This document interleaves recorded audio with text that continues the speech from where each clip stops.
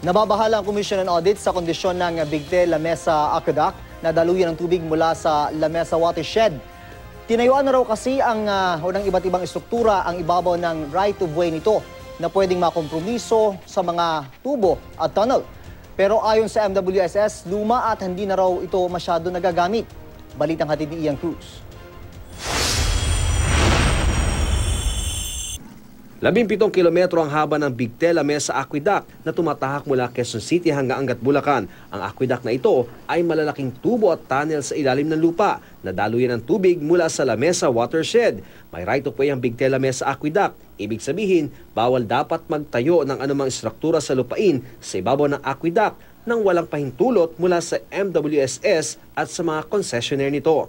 Pero nababahala ang Commission on Audit sa kalagayan ng aqueduct. Sa kanila kasing pag-iinspeksyon, natuklasang tinayuan na ng mga bahay, negosyo at iba't iba pang istruktura ang ilang bahagi ng right-of-way. Baka makompromiso raw ang tibay ng mga water pipe at tunnel na nasa ilalim ng right-of-way dahil sa dami ng mga itinayong istruktura. May posibilidad ding makontaminate ang tubig na dumadaloy sa aqueduct at sakaling may masirang tubo, maaring mahirapan ng MWSS sa pagkukumpuni nito. Tinukoy ng GMA News sa mga lugar na tinukoy sa report ng COA, tulad halimbawa ng bahaging ito sa San Jose del Monte sa Bulacan na ginawa ng garahe ng mga bus. Sakop din ng right-of-way ang public market na ito.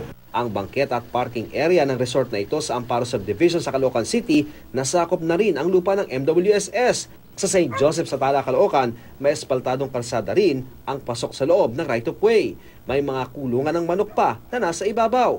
Taong 2012 nang una raw tapyasan ang mga bahay roon. Isa nga sa nakasama ay ang palikuran ni Marites Manansala. Sa panibagong sukat, baka raw bahay na niya ang matapyasan. Wala po kami magagawa. Kasi wala rin lang po kaming papel na pinanghahawakan. Susunod lang po kami sana. Pero sana man lang po magkaroon kami ng daan. Sa kabilang bahagi ng Barangay 186 ng North Caloocan, ang Road 10, may mga kabahayan din doon na ang bakuran pasok din sa right-of-way na aqueduct. Paliwanag ng MWSS, luma na raw ang aqueduct at beyond their economic life o hindi na masyadong nagagamit. Balik naman ang COA, naging pabaya ang ahensya sa pagbabantay ng right-of-way. Dapat daw i-relocate ang mga illegal settlers at tanggalin ang anumang strukturang itinayo sa right-of-way nang walang permiso ng MWSS. Ang mga pribadong kumpanyang gumagamit ng lupang pag-aari ng MWSS dapat daw sigilin ng upa. Pinababakura na ng MWSS ang mga ari-arian nito sa Bulacan at Quezon City bilang tugon sa puna ng COA. Ian Cruz, GMA News.